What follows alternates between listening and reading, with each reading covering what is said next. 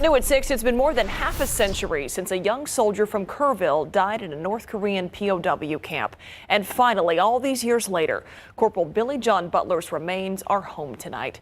He'll be buried in Kerrville on Friday. Jesse DeGoyata was at San Antonio International Airport for the emotional moment after decades of his family waiting for his return. The frigid weather in North Korea made the fighting there in the 1950s even more brutal.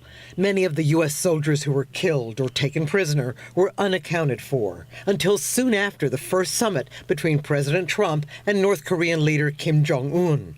55 boxes of presumed U.S. remains finally were returned by North Korea. Among those identified were those of Army Corporal Billy Joe Butler of Kerrville, a prisoner of war. Today given a hero's welcome with an honor guard and members of the Kerr County Sheriff's Office. It's a homecoming and a celebration. It's been a long time coming. It was apparent as his niece and a few other family members gently touched his casket. I'm just glad that he's finally home. I know how much this meant to my grandfather, and so I'm kind of standing in his place because he couldn't be here today. Initially reported missing in action, Corporal Butler would die weeks later after being taken prisoner. Yet for 2 years, his family didn't know he died in a POW camp, and they were notified that their son would not be returned.